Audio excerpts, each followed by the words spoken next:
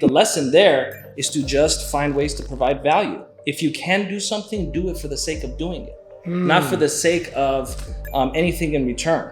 Right. But when you live your life that way, magic happens. How long do you pursue your dreams, and do you bust your ass until is the answer? Absolutely. All three of these components, when they're in sync, when they're synergized, when they're firing in alignment, the law of attraction has to work. Let's break down that word, law of attraction. That's right. Over 50% of the word attraction is action. Right. So you've got to do something. All right. Welcome to another episode of the Driven Not Given podcast. And hey, man, I'm always excited. I'm a firm believer that you've got to wake up in the morning and be in a good mood. I think one of the things that you can attest to, my guest here can attest to, is two things we can control. It's our attitudes and our actions. But listen, when I wake up in the morning, I went to sleep late last night, bro. And I woke up earlier than usual. And the reason why is because I was excited about this interview, bro. So the gentleman I'm going to introduce you, I was actually introduced to this gentleman by a mentor of mine who's been a mentor of mine for over 10 years, right? And I have a tremendous amount of respect for this guy. So when this gentleman tells me about my buddy Mo here and about the level of respect that he has for him, I said, I got to meet this man. So we went to eat one time. We got to talking. One of the most interesting men I've ever met. One of the people that has so much influence with so many people, with so much credibility, an incredible businessman, an author. My friend Mo, how are you, my brother? It's a pleasure and privilege to be with you, my brother. And, absolutely, I'm humbled and honored by your kind words. And hopefully I can live up to your expectations. I think the best thing to do is to end the interview now, because I think the only way I can go from here is downhill. You know what? But I'll do my best. I appreciate you, brother. We'll agree to disagree. Absolutely. Because I think this is going to be good, man. We were having dinner a couple of months ago, right? With Jay and Lena and a couple of friends. We had a tremendous conversation. Matter of fact, we do have that recorded. We do have some of it recorded, absolutely. But that was a moment where synergy is the word. The great Buckminster Fuller talks about this concept of synergy, right? And sometimes we feel it with people. This is why, for example, the Beatles can never be duplicated. Right. This is why you can get on paper the greatest drummer, the greatest guitar player, the greatest singer, and you can create a band, but it won't be as successful because synergy can't be manufactured. That's true. Just like a relationship, right? Relationship can't be manufactured. Yep, that's right. That's powerful. No, that's true. And when we had that conversation, right? What was it, like 4 or 5 men, right? Right. It was 4 of us, I think. And we started talking about business. We started talking about leadership. We started talking about women and dating and whatnot. And I think that's a good conversation, right? When you got a little bit of everything and then different types of emotions as well. Like, we went on an emotional roller coaster and that was powerful, man. So, but talk to me, my brother. I know that you are, one of the things that impresses me about you is the amount of people that follow you and respect you. And these are people that are followed and respected by a tremendous amount of people, right? You do some rooms, clubhouse rooms and stuff, and, some podcasts and things like that. I want to know about the business side of Mo, right? So talk to me. What are you working on right now? Well, to your point, there's a philosopher, a great philosopher. I'm sure many of the people watching know this gentleman. His name was Tony Soprano. That's right. And Tony Soprano said, those that want respect, give respect.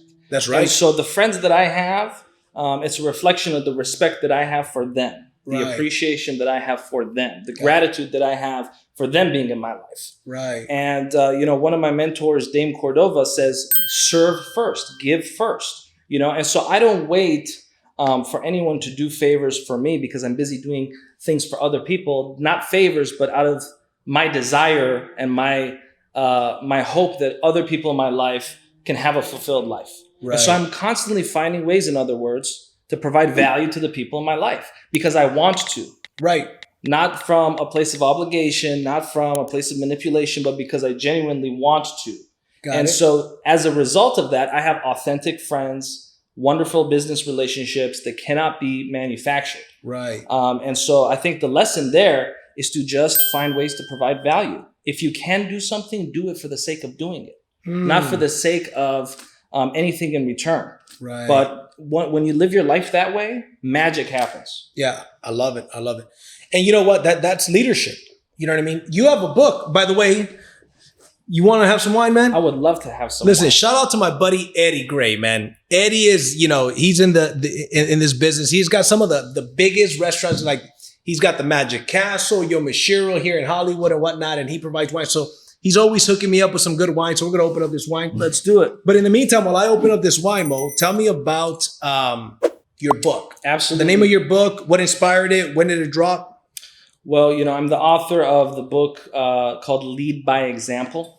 Okay. And it's a book that talks about leadership in life, financially, mentally, relationally, physically, and subject matter I'm most passionate about talking, spiritually. I believe that if any one of these 5 elements of life are out of harmony, or if you have problems or difficulties in any one of these 5, it affects the other 4. Correct. If you don't have proper physical health, it's going to affect your life relationally. Right. If you don't have good financial health, it's going to affect your life mentally. Correct. If you don't have good mental health, it's going to affect your life spiritually. And so to focus on all 5 of these elements and to remind ourselves and to do daily check-ins on these 5 components of life is what the motivation of that book was, and what the motivation of a lot of the public speaking I do is. Right. It's do a daily check-in. Okay. I remind people, first and foremost, whether you're an entrepreneur, whether you're a business owner, whether you're working for somebody else, first and foremost, you are the CEO of Me Incorporated. That's right. I love that. You can hire and you can fire accordingly. Correct. You can make your board of directors accordingly. Right. And so, and consequently, the best doctor in your life is yourself. Mm-hmm. That's true. First and foremost, you're also the doctor of your own life, your own body.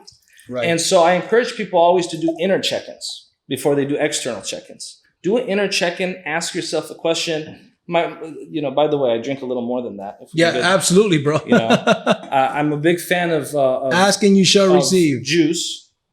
Beautiful. Cheers, brother. Cheers, brother.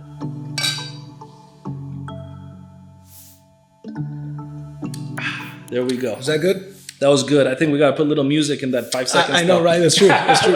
Hey, we got my boy Jay. He'll take good care of it. Beautiful. Man. But absolutely, and that's what I'm most passionate about. Okay. Is helping people realize that they are in control of their life, and helping people, encouraging them to be proactive as opposed to reactive. I know a lot of people that I have come across in my life that live life like ping pong balls. Right. What do I mean by that? You look at a ping pong, pin machine, and the ball's just bouncing around. Right. How many people have we met in life that are like that? A lot. Most, probably. Most. Yeah. So what if that ball was connected to a remote control and you could actually control it? Mm-hmm. That's what I encourage people to look at their life like. Not just let me go with the flow and see what happens and something's going to give, many people know I have a background as a music producer. Okay. And that was where I started my professional career before I got into angel investing, before I got into purchasing other businesses, before I eventually got into multimedia, which is why I'm at today. Right. But I remember as a producer, I would constantly come across artists from around the world that thought that one day magically someone was going to knock on their door and discover them and say, I just love your demo tape so much that I have a big check for $1 million for you. And I just want to put you all over TV. Mm. And they have like this fantasy of how the world works. Right. But what you realize, and what I encourage people to realize is nobody is coming to save you. That's right. And I encourage people to read an essay called Self-Reliance by Ralph Waldo Emerson. Self-Reliance. By Ralph Waldo Emerson. And, I at one point I had that essay memorized. I don't have it memorized anymore, but I instilled that in my mind to only count on myself. Yes. And that's the most empowering feeling that you can possibly have. When you wake up and you know that you're in control of your own destiny, there's nothing more fulfilling than that feeling. One of the things I heard Joe Rogan say, right? Top podcast in the world. He said, what would the hero of your life do right now? Right. That goes to your point, right? Of taking responsibility and not being like a ping pong. You be the hero of your life, right? And so to elaborate a little bit more on what you just said, which is such a powerful thing, proactive versus reactive. If you could dive into that particular part a little bit more, because I think a lot of people, that's going to go over their head, right? So can you give me an example? I'll give you dive a small into, yes. example that a lot of people can relate to. You know, let's say someone's in the market looking for a job. Mm-hmm. There's two kinds of people, equally qualified. Mm-hmm. One person has a nice resume, another person has a nice resume, same level of education, same work experience, same everything. One person just sends out resumes to people and waits for something to happen. Another person will send out a resume, show up physically at the location, say, hello, man, please speak to the manager. Manager's not here right now. The owner's not here. When will the owner be there? Who are you? Oh, I have a conversation I need to have with the owner. Oh, no, but who are you? What do you need to talk to the owner about? I'm sorry, ma'am. I have to talk to that privately about the owner. Nice. I love it. Okay.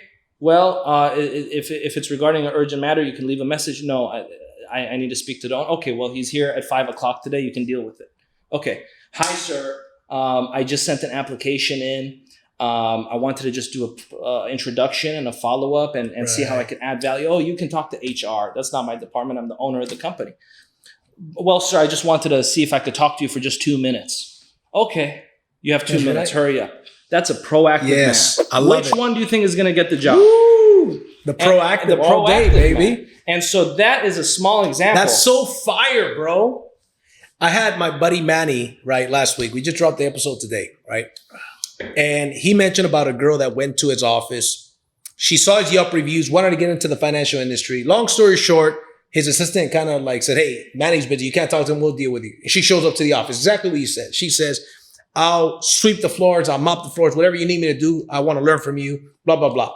He says, she got my attention because there's very few people that have that type of grit, that type of being proactive, right? So to that point, cheers to that, brother. Cheers to that, brother. And that is such a golden nugget. And that is taking me to the next segue because I'm looking at this purple drink. And when I see something purple, I think about a local hero of mine, Prince. I say local hero because I was born and raised in the great state of Minnesota. Nice. And consequently, what Prince did, and not a lot of people know this, is when he was making his first demo tape, he couldn't afford the studio time. So do you know what Prince did? What? He would clean the studio as a janitor. Ooh, I love it. Prince. Because he was determined. He needed to be resourceful. He had grit. He said, I will sweep the floors. I will clean the glass. I will do everything required. Just give me a few hours of studio time. That's how he recorded his very first professional song. Really? Was by being the janitor. And the rest, of course, is history. Now, what if he went in there with an ego? Right. How many people do we know that have too much of an ego to sweep the floor? Big ego, small bank account. Big ego, small bank account. But Prince didn't have that. That's right. Prince knew that his destiny was bigger than his ego. Prince knew that his purpose was bigger than his ego. That's right. Prince knew that his purpose was bigger than his pride. That's right. So he grabbed the broom, he swept the floors, and cheers to Mr. Purple. Cheers Rain. to Mr. Purple. Peace. That's right. Rest in peace, man. You know, that reminds me of something similar. When I was a kid, I joined karate, right? My mom put us in karate. She couldn't afford it, and then she took us out. We moved to another place. I was a very overweight kid. I used to get bullied a little bit. Then at 11 years old, we moved to this other neighborhood. There was a new karate school. Everything happens to us or for us. Yep. The fact that I didn't join that first karate school happened for me. I was disappointed. I was bummed.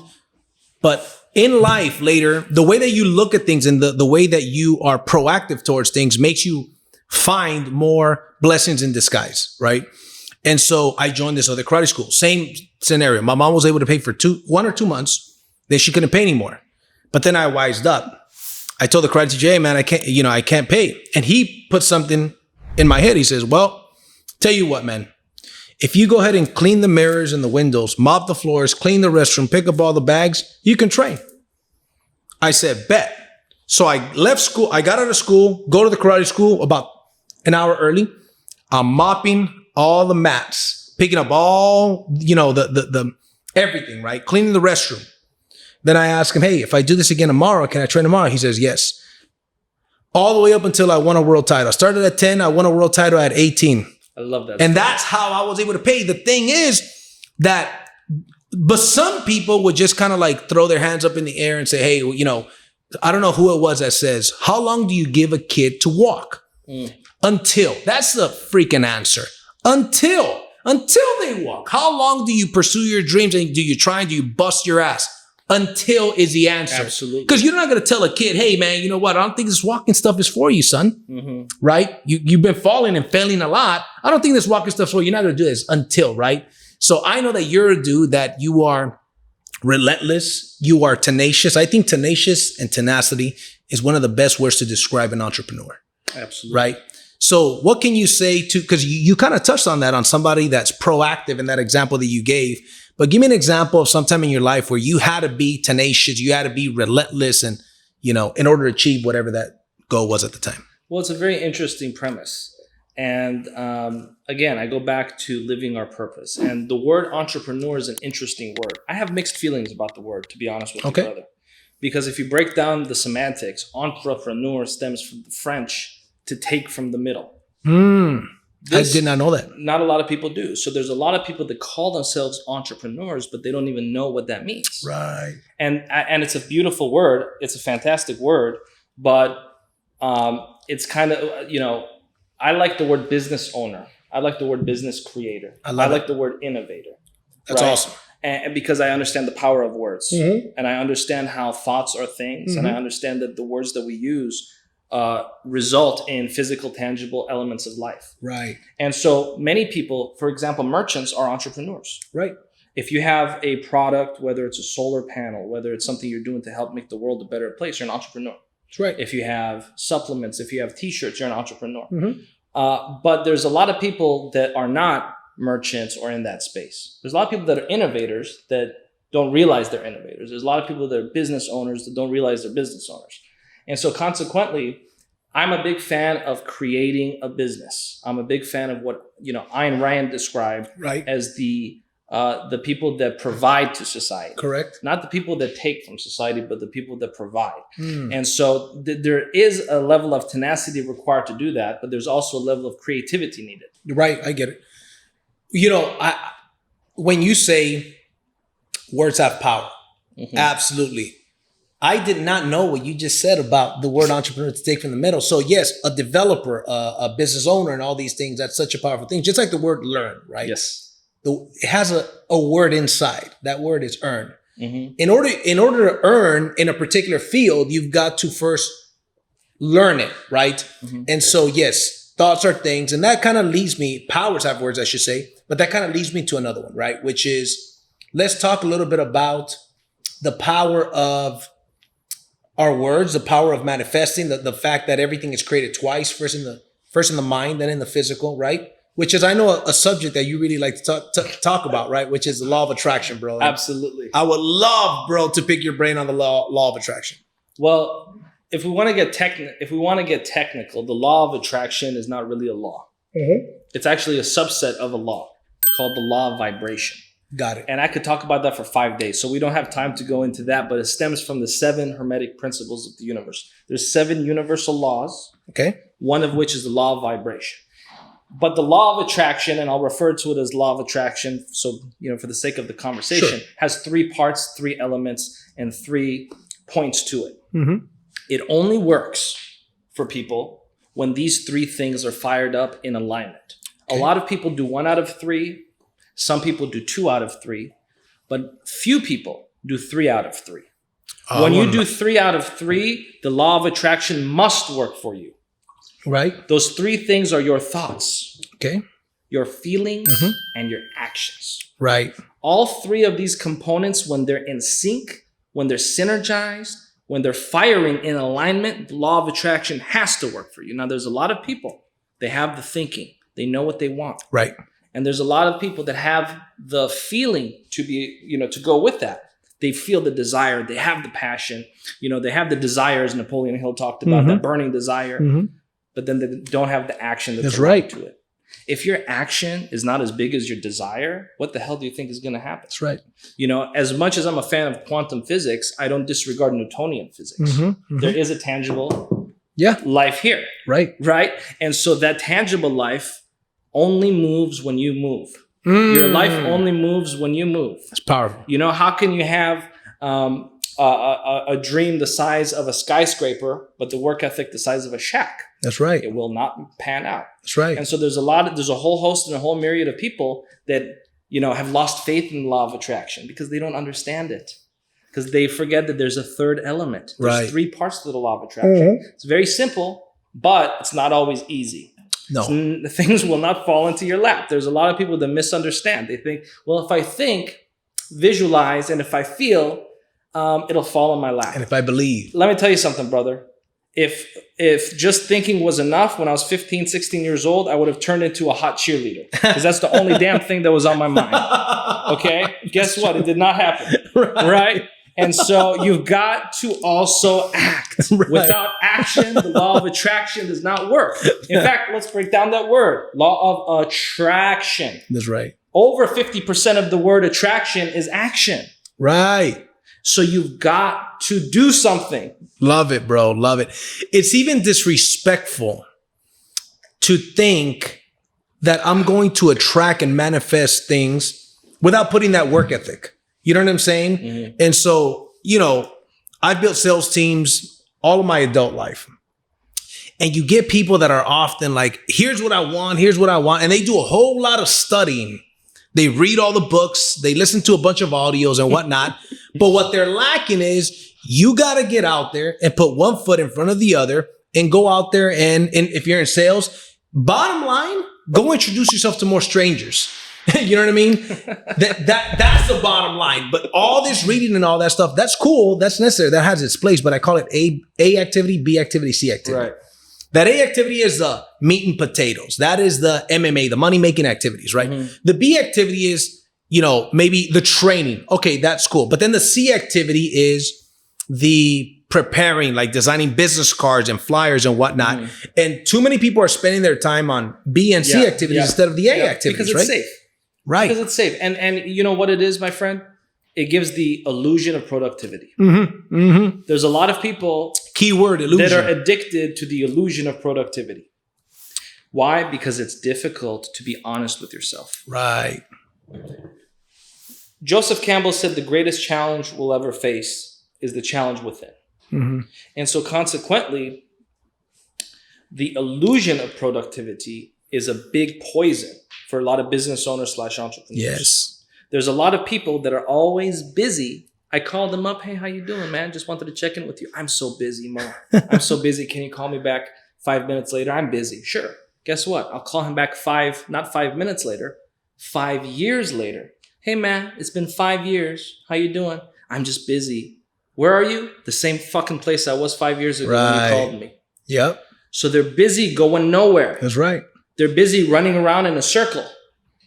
Most people that are in business are like that, by the way. True. That's true. Why they don't progress. Right. It's not about being busy, man. It's about being productive. That's right. Don't confuse productivity with activity, right? Absolutely. Because there's a lot of very active people. They're doing stuff. It's like a rocking chair. Mm-hmm. You got something to do, but you're getting nowhere, right? Mm-hmm. So that's one of the things that I personally tell people that as well. It's like, don't produce activity with productivity. Mm-hmm. I know a lot of very busy, broke people. Yeah. The world is full of them, right? Yes. Yes. There's levels to it, right? There's the people that they're broke because they're not doing anything at all.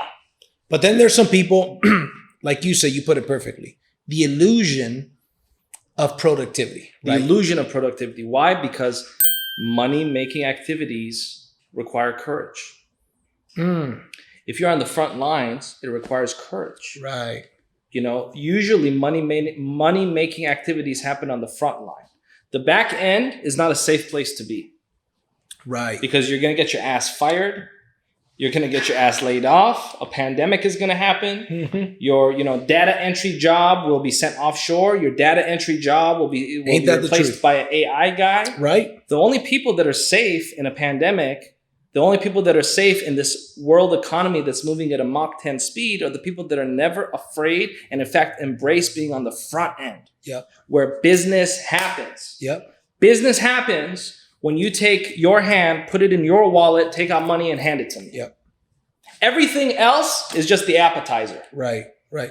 Too many people want to just have appetizer entrees because it's, a little difficult or challenging to get that big sirloin steak. Right, right. But the people that know that's where they belong, they don't worry about what's going on in the market. They'll find a way to make it happen.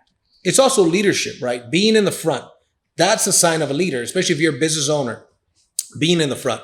My buddy Manny, the other day that we shot the podcast, he says, the rubber doesn't meet the road until the sale's made. the rubber doesn't meet the road until you're in the front lines. You're taking those actions, right? And the world is, as you said, moving at Mach 10 speed. I mean, the innovation, the changes, right, are happening. The changes to the world, the changes to, I mean, we're going to see, and you just held a Clubhouse meeting on this subject, right, on the new world that we're moving towards. Right. Could you touch on that and how people can adjust and prepare for that? We are in the midst of a new world order. Right. We are in the midst of a globalized economy. And it's very important for people in business to be educated on not only local trends, but international trends, because this is not going to slow down anytime soon. And so when you're in business, if your demographic is John Doe down the street, but your demographic is not someone living in Beijing, someone living in Sydney, Australia, right, you're missing out. It's not just about what you're able to produce as a business owner or entrepreneur. It's about what is your opportunity cost. Right. I know a lot of people that make 20 grand a month, they're happy. Right. But I asked them a question. Do you realize you could be making 200 grand a month if you just made a few simple changes? If you just thought a little bigger? So you're not making 20 grand a month. You're losing 180 grand a month. Oh, that's good. Right? Yep. And so don't limit your way of thinking. Embrace globalism. Embrace the reality that we're in. You know, I'm a big fan of being a radical realist, being very realistic with life. Right. Again, being honest with yourself, being honest with what's happening, and accepting reality for what it is, and maneuvering accordingly as a leader, as a business owner, and as a human being. But while we do that, I'm also very passionate. And every time I have an opportunity to speak on a public forum like this, I'm passionate about putting this message out that we as a global community must focus more on ecology and less on economy. We must focus more on meaning and less just on money. Right. Because the way that things are going right now with the world as it is, we have an inevitable future unless we really grow, unless we bring a new kind of leadership to this planet that's not so nice. So what is that inevitable future? As it is, what this past year has shown us is that we live in the world of the haves and the have-nots. Right. And we as the middle class is disappearing. The middle class is disappearing at a rate never seen before. And in fact, the middle class is a fundamentally American phenomenon. Okay. What made this experiment of the United States of America so brilliant, so beautiful, so loving, is that people from all around the world could come here and earn an honest living. Right. Today, we have a situation where it's more and more of the haves versus the have-nots. This doesn't do my heart glad as a leader. Right, right. You know, if I'm blessed, if I'm fortunate enough to have an opportunity to be the CEO of a national brand, if I'm fortunate enough and blessed enough and humbled enough to have an opportunity to drive a nice car, live in a nice area, it doesn't do my heart glad knowing that there's suffering on this planet, knowing that there's suffering in this country. And so in order for that to change, going back to what I said, we have to focus more on meaning and we have to focus more on ecology. Ecology being the relationship that all things have with one another. Okay. And by introducing that new way of thinking, we can have a planet, we can have a country, we can have a society where we're all lifting each other up, as opposed to it being a game where one wins, another person has to lose. Go ahead. Oh, I'm sorry. There's three final things that I'll say to that point. It's not about creating a win-win scenario. Okay. It's about creating a win-win-win scenario. Okay. It's certainly not about creating a win-lose scenario. Right. It's about creating a win-win-win scenario. And it's certainly not about creating a win-lose scenario. Right. It's about creating a win-win-win scenario. What am I talking about? I win, you win, and the world wins. Right. That's how I do business. And that's my message to the world. I love it. I love it. What is your take on this snowflake society that's being created? And the government is not helping though, man, because, right, hey, you can't pay your mortgage, click a button, you're good, right? Right. You don't want to go to work? Right. You know, get a $1,400 check or whatever the case may be, right? So yeah, isn't that just adding to this inevitable future that you talk about? Look, it's an interesting premise.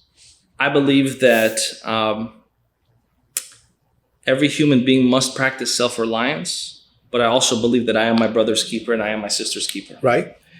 Now, is it the responsibility of the government to take care of people? No. It's the responsibility of the government to protect people and to make sure that people have safety and security. Okay.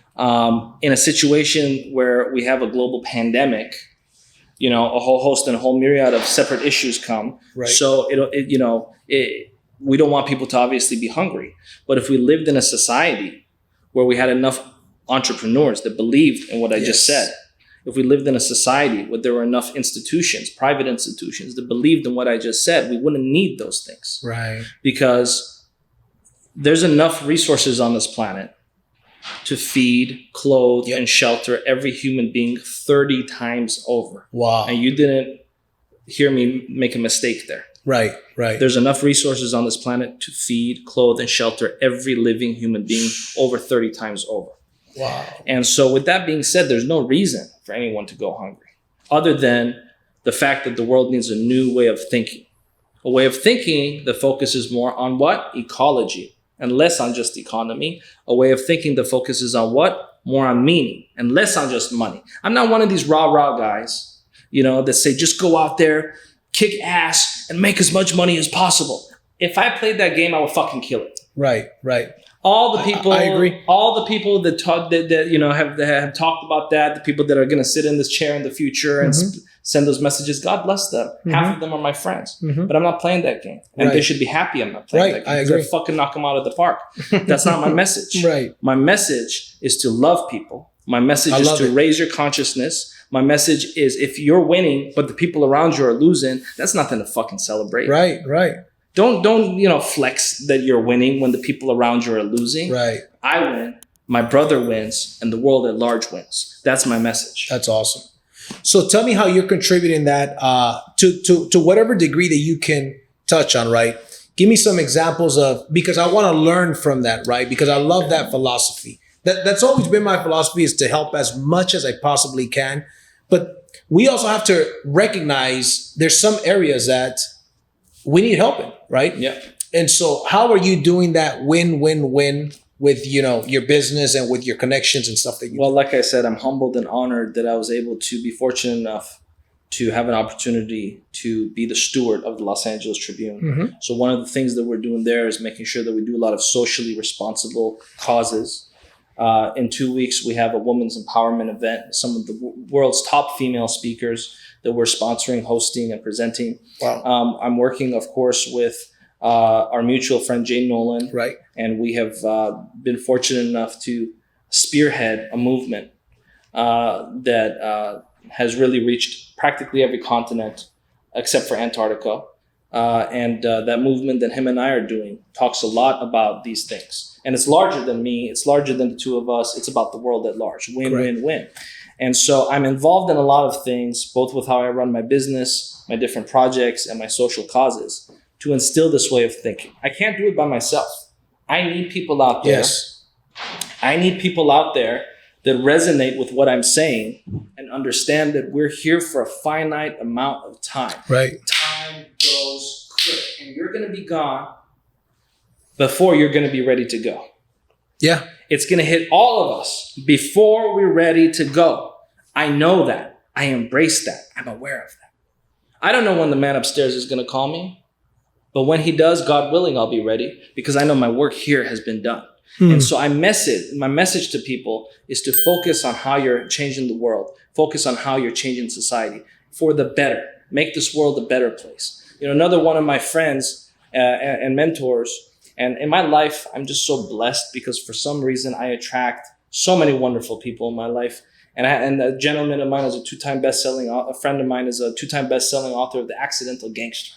Oh, nice. Ori Spado. Okay. Many people know him as an associate of the Colombo crime family. I can introduce you to him if you want. I'd love to do an interview.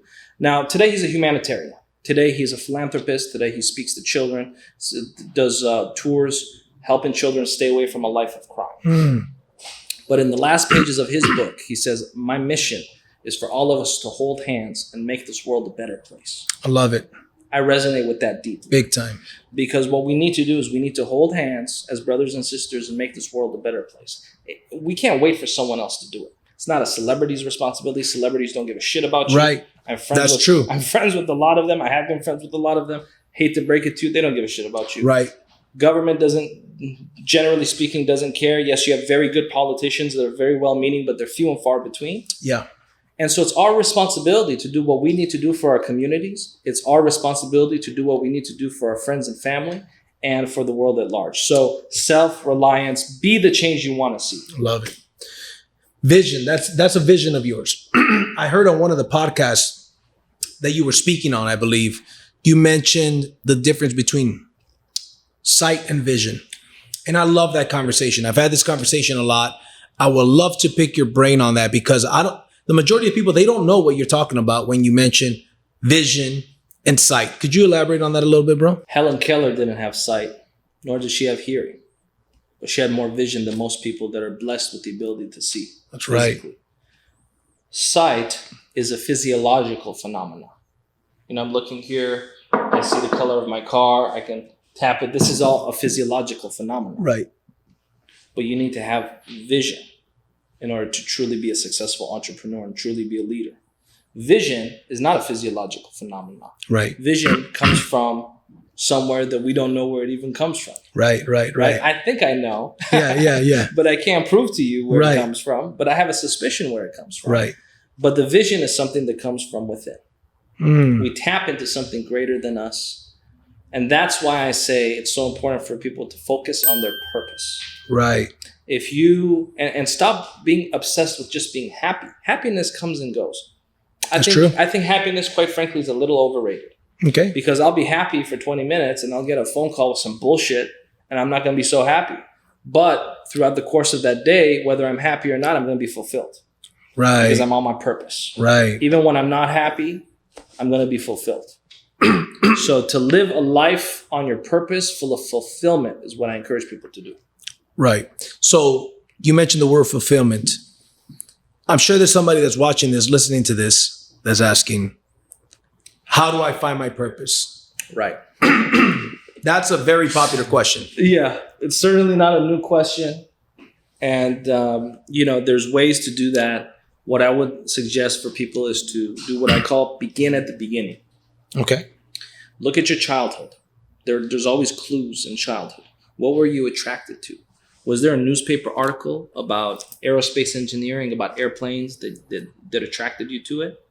So I think if you begin at the beginning, the clues of our purpose are often there. But we are conditioned by socialized mind to go off a different path. Right. We go on our parents' path. We go on our teacher's path. Or somebody's expectations. Somebody's expectations. We go on the media's path. That's right. Live your own path.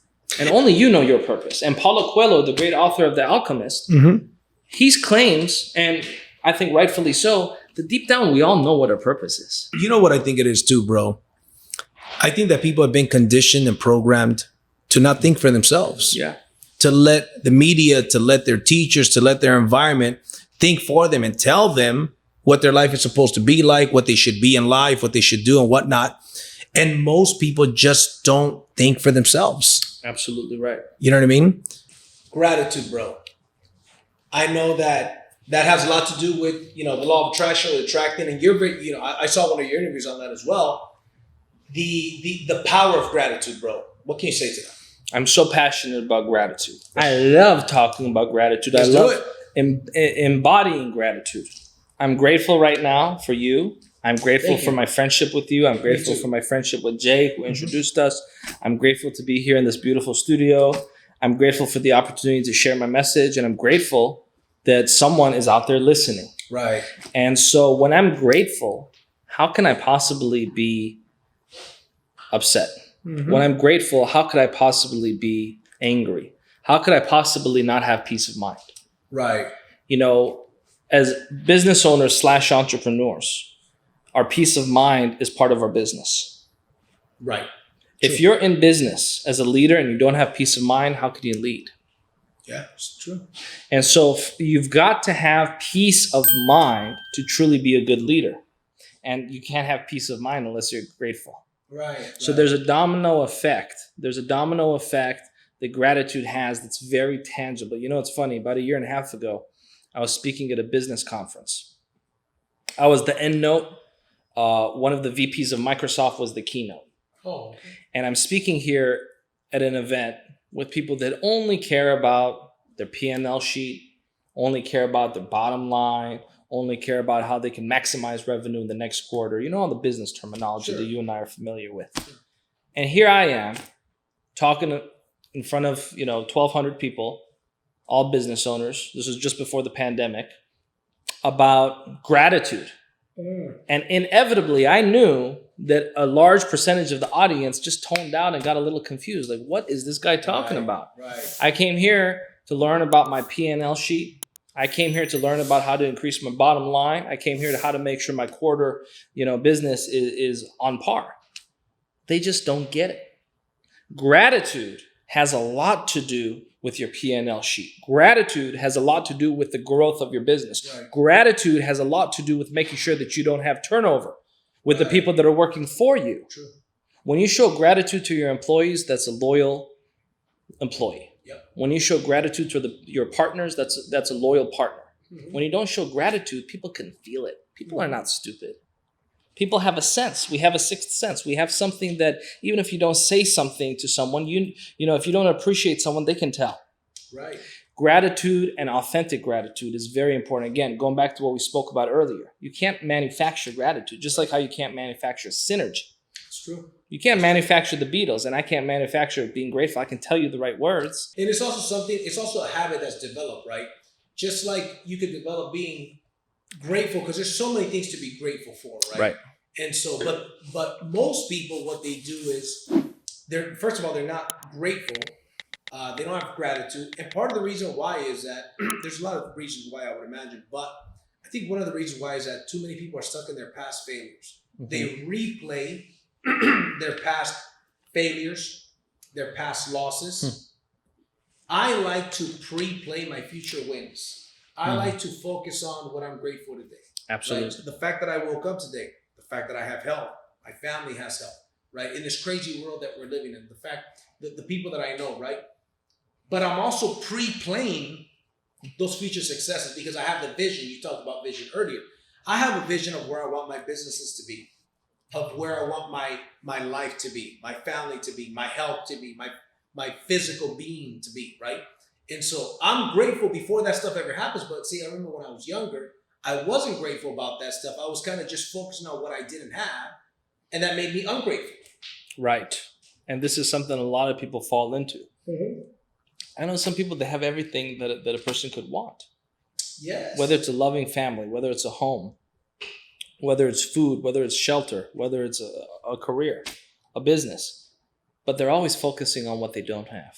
It's a cliche. We've all heard it. Right. I mean, some people look at this as the wine half full. Some people look at it as the wine half empty. It's a cliche, but nonetheless, it's true. Right. And if you really think about it as something greater than just a cliche statement, it's deep. It's powerful. It's true. Focus on what you have. I had the opportunity to spend some time with Dr. Joe Vitale at one of our events. And, we at the Los Angeles Tribune had the pleasure of working with Dr. Joe at one of our events.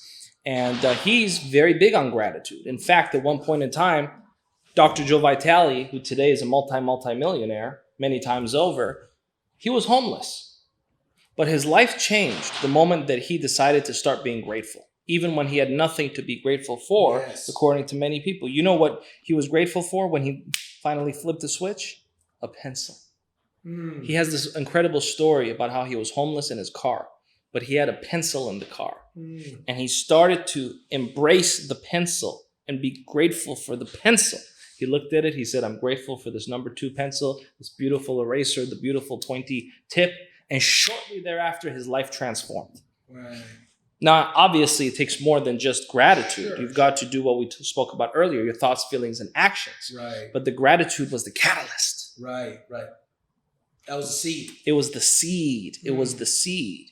So if, and this goes for all the leaders out there, when you're hiring people, one trick that I do, I should say not a trick, but a method that I use is I want to gauge a person's gratefulness in life. Whether they want to be an employee, a partner, or a friend. I want to get a sense for what this person's gratefulness is. If I get the impression that this is a fundamentally ungrateful person, there's not space in my life for you. You don't make space for people like that. Going back to what I said, I am the CEO first and foremost of Me Incorporated. I can hire and I can fire accordingly. That's right. Just like everyone watching is the CEO of Me Incorporated, and you can hire and you can fire accordingly. Yep. So when I'm doing an interview, metaphorically speaking, Right. and I get the sense that this is a fundamentally ungrateful individual, I'm not going to hire them. Why? Right. Because I'm the CEO of Me Incorporated. That's right. I can hire and I can fire accordingly. And gratitude is at the top of my list of values, That's good. both for myself and for what I look for in other people. I love it. I love it. Because this is one of the things that I talk about on my podcast often, right? Is proximity and your association. Nowadays, I am very, very selective of the people that I surround myself with, and even more so the people I call friends, right? I only surround myself with people where we can contribute to each other. And the majority of the people that I'm referring to, they are grateful. They're in a good mood. They're happy. And guess what?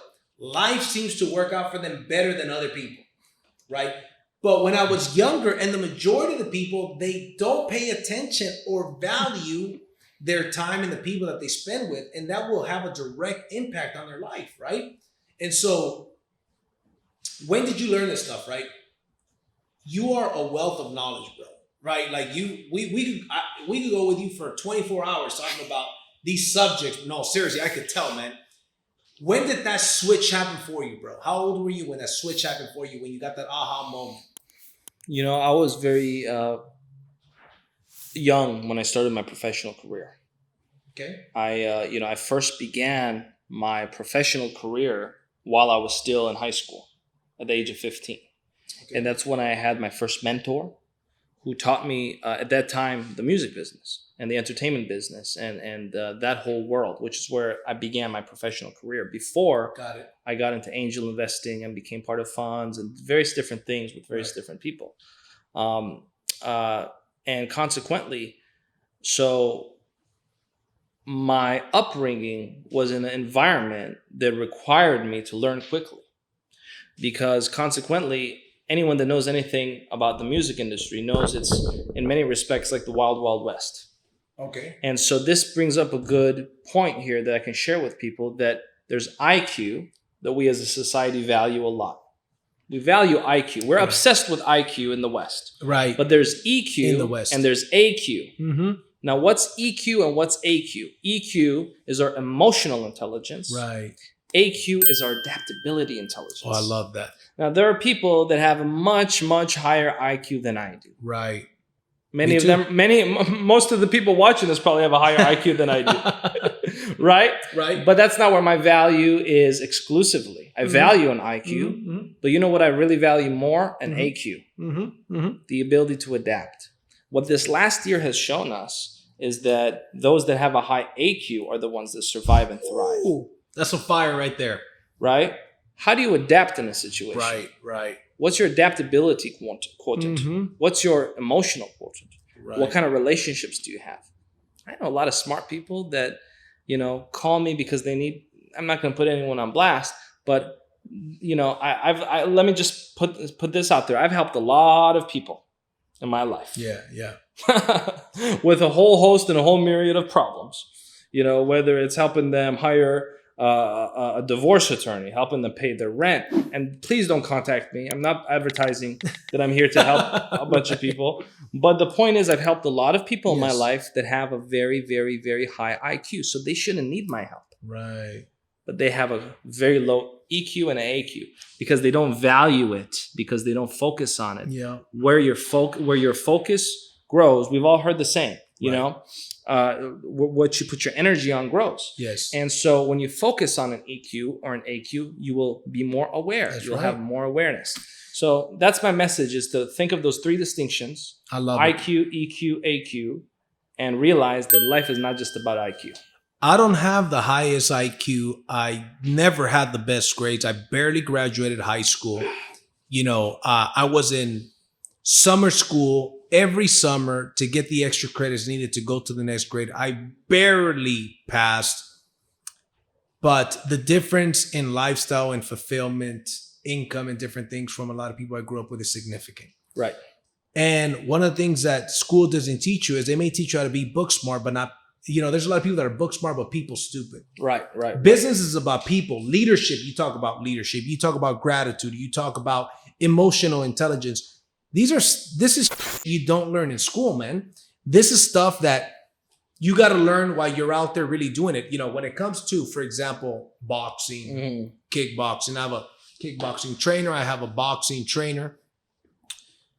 You could do good punching the bag, but until you get in there in the ring with somebody that hits back, that's, on the last podcast I mentioned, I had a business professor. I went to community college for a semester, and I had a business professor that never owned a business. Right. And he was, guess what? To no surprise, he was complaining. He didn't look fulfilled. I don't know if he was. He didn't look fulfilled to me, though. But he certainly was talking about and would always mention that teachers don't make enough money. And he was very easily triggered by a lot of things. So when you mention about emotional intelligence. Right. Yes. It's a very powerful point, and I want to make a point here because there's something that people don't like talking about. Right. Something I barely hear anyone talking about. And that's that, JC, it's not that we don't learn these things in school. It's not that schools don't teach us how to be business owners. Schools don't teach us how to be entrepreneurs. It's not even that schools don't teach us about EQ and AQ. It's that public schools don't. You see, I have a lot of friends that have children that are now entering high school. And what's remarkable to me is in the private schools that the children go to, they're studying these things.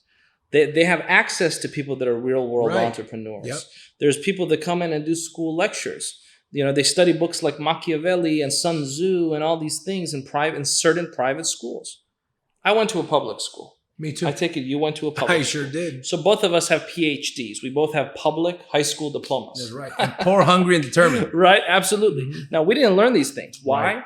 Because it's part of a greater conversation. Mm-hmm. Why is it that you and I that went to a public school were never privy to this kind of information? So again, it's not that schools don't teach these things. What schools? It's that public schools don't teach these things. And I always add that caveat. Yes. Because once publicly we say, oh, schools are worthless, we lose all credibility. Got it. Makes sense. But the fact is public schools are designed to do what? Create a worker. Right. Create someone that wants a job. Not someone to be focused on their career or their calling. Well, who some of the richest men in the world 100 years ago bought the school system. Absolutely. You know what I mean? Absolutely. They bought the school system to create more employees, right? In that what was it? The Industrial Revolution? Absolutely. Right? They bought the school system. In the early 1900s, textbooks used to teach on entrepreneurship. Then when the school system was bought by this group of people, they changed it to create employees, which is a very outdated, the world that we live in right now, that school system doesn't, the public school system, as you mentioned, doesn't teach the real world stuff right now, right? And so, for example, my son goes to a private school, right? Something I didn't have access to. And so there is a significant difference. There's a lot less students there, right? The teachers, for some reason, they're more incentivized, right? Or they seem to be more incentivized to teach and to dedicate more time, and they're more in depth. And then my son, I'm impressed, not only with him, but with other kids in his class. I am so impressed when I compare him to where I used to be when I was older than him. Right.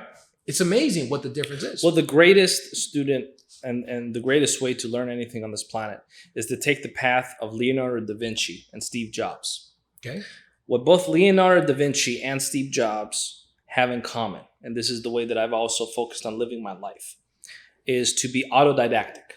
Okay. To be an autodidactic learner means that whether or not you have a degree or don't have a degree, and I have some degrees, but they're nice decorations. The real education comes from the autodidactic component. Okay. Self-taught, self-educated, self-learned, if you will. Right. And that's truly the only way to really be an educated person. You see, there's a fundamental misconception out there. Yep. There's a lot of confusion between being institutionalized and being educated. Right. There's a lot of people that have some degrees but are not educated. Right. But they are institutionalized. Right. And they have a piece of paper to prove it. But there's a lot of people that are not institutionalized, but are very, very educated. Right. And what's interesting is the average person in the United States that gets a bachelor's degree reads 2 books from cover to cover the rest of their life. Wow. Because they have a negative connotation to studying and to books. Right. But a lot of people that are high school dropouts or autodidactic, or maybe you did go to school, but it wasn't your end all be all. Right. They read books constantly, 2 Right. books a week in some cases. Mm-hmm. And so to be autodidactic is truly the way to get ahead of the spectrum and to really be a leader. To count on your own curiosity, to satisfy your own curiosity, to quench your thirst of knowledge, of wisdom, and to realize that there's a fundamental difference between being institutionalized and being educated. I love it. So to your point then, reading the books. I love to read books. I love to listen to autographs, read the stories of successful people. What are some of the books, if you can name 2 or 3 books? I believe the greatest self-help book of all time is the Bible. Absolutely. And I don't say that because I believe in a pie in the sky when you die. Okay. I believe in that because I want people to focus on something sound on the ground while they're still around. I love it. And so at the end of the day, we can create a heaven on earth. We can also create a hell on earth. Mm-hmm. And I think that life here is very important. Right. And valuable. And I Mm-hmm. value life, and I value your life and my life and the life of all those watching. Mm-hmm. And I think that we're here right now. So let's focus on what we're doing here. Okay. And not focus on, as much on what happens afterwards. Right. Which is important, but that's a different conversation for a different day. And consequently, I mentioned Paulo Coelho earlier. Right. I believe that all 5 elements of life are important, whether it's mental, financial, physical, relational, and spiritual. Mm-hmm. And I believe that there's a lot of people that have money, but they don't have a good spiritual aspect in life. True. And if you don't have a spiritual aspect in life, what I have found is that a lot of the material possessions you have are largely worthless. Right. Because right. you don't have that element to your life that gives a proper context, meaning, and purpose. And so the work of Paulo Coelho, The Alchemist, the Bible, from a strategical standpoint, I would say 33 Strategies of War, Machiavelli, Sun Tzu. Anyone that wants to be in business needs The to Art of study War. those. Yeah, if you want to be in business, you have to understand Yes. those strategies. If you don't want to be in business, that's okay, perfectly fine. You don't need to read those particular books. But if you do, especially in a globalist new world order, where everything is highly competitive and hyper competitive, you do need to be very well informed with strategy. So New World Order. I hear you say New World Order. A lot of people, when they listen to that, when they hear that, freaks them out, bro.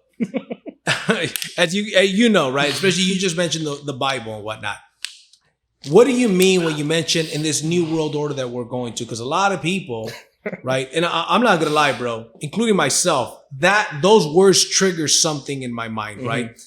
Elaborate on what you're talking about on this New World Order that we're going into, because again, a lot of people are triggered by those couple words. I mean it quite simply as economical globalism. Got it. And understanding the global economics and the geopolitical aspects of economics. Okay. A lot of people are in business, but they're blind Right. to what they're even in business of. Do you know what the dollar is? Do you know the history of the dollar? Right. Do you know the dollar's value? Do you know the projection of the dollar's value? What are you trading in? Are you doing any Forex? Are you trading in different markets? Are you using different currencies? So again, there's a lot of people that are glamorized by the life of being a business owner, entrepreneur, but don't know the fundamentals. Right. Right. And so when I'm referring to the NWO, right, so to say, Yeah. I'm not referring to it in any conspiratorial fashion. Got it. I'm referring to it as a global economic system that everyone that's in business needs to understand. How can you be in business, but you don't understand business? Yeah, that's right. Business is not a local phenomenon. It's a global phenomenon. Especially now. Especially now. And we have gone from brick and mortar to now click and order. That's right. And so since we've gone from brick and mortar to click and order, your marketplace is now the whole world. Everyone can access the World Wide Web. Right. And so we're no longer brick and mortar. We're click and order. That's right. What is the importance of now, for those entrepreneurs watching, of taking your business global, starting local to go global, right? On a Clubhouse that we were on, you were talking about that, right? And I thought that was very interesting, very, very simple, but very profound, right? Could you touch on that a little bit? Well, like I said, JC, we're no longer living in a situation where you can open a little barber shop and be good the next 40 years, 50 years. Yeah. Great Clips is going to come and kick your ass out of there. Right. Some corporation that usually has a global chain is going to come kick your ass out of there. Yeah. You can no longer open JC's Steakhouse. Right. Outback Steakhouse is going to come and kick your ass out of there. And so the idea of a local business is largely falling apart, And so going back to what I just said, and it's not just a soundbite, we're no longer brick and mortar. We are click and order. What does that mean? That means my constituency is not the guy down the street. It could be someone in Beijing. It could be someone in Sydney, Australia. It could be someone in Germany.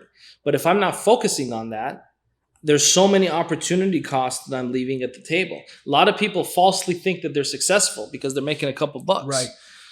But what are you not making? Because where are the bottlenecks of your business?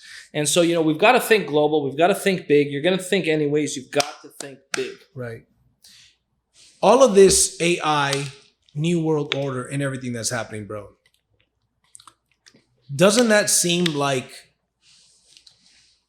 we're moving to a universal pay?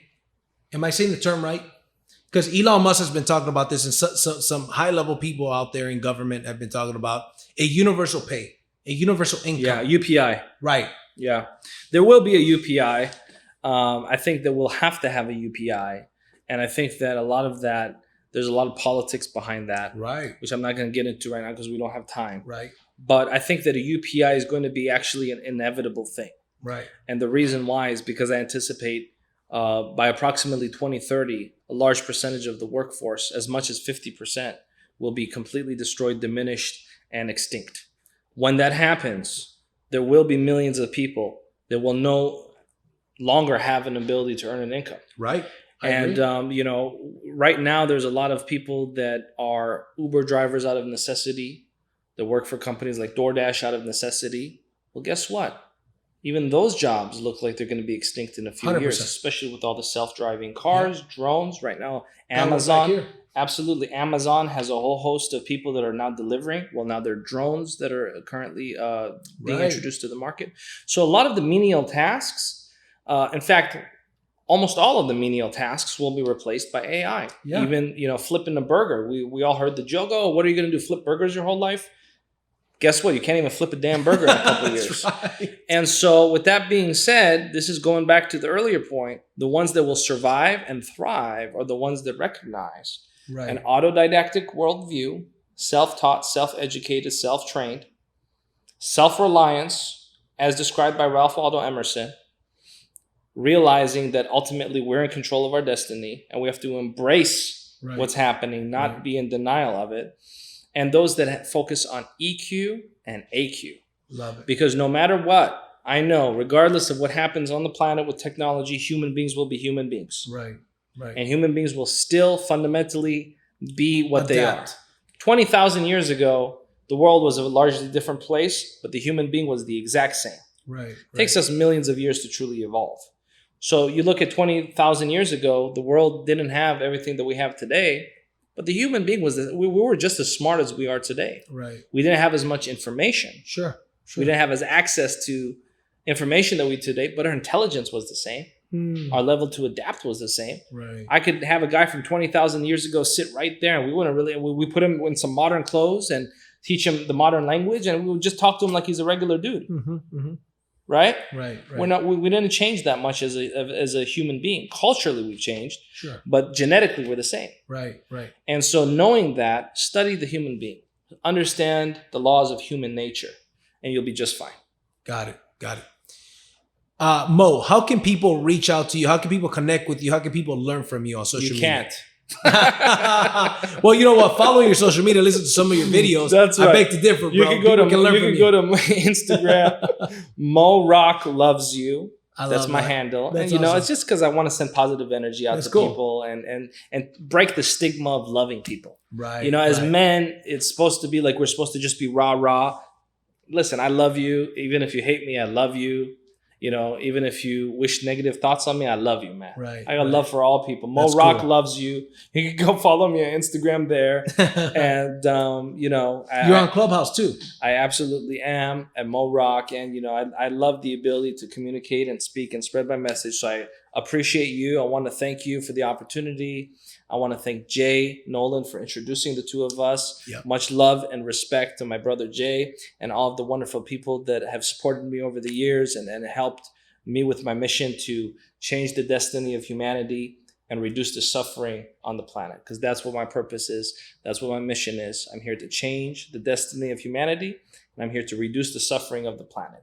And we all get to decide and choose consciously what we want our life to be.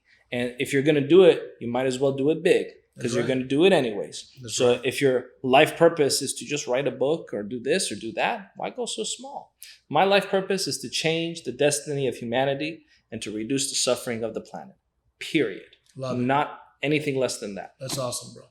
My man, it's been a great pleasure, brother. We got to go and eat after because I got to Absolutely. Let's go. You know what I'm saying? Let's go, bro. I'm going to catch you guys on the next episode. If you didn't get some incredible value from this podcast, you got to check your posts, okay? Because there was some value dropped on this podcast. I'm going to be giving out an Entrepreneur Attitude shirt to somebody that is sharing this episode with other people. And with that being said, I'll see you guys on the next podcast.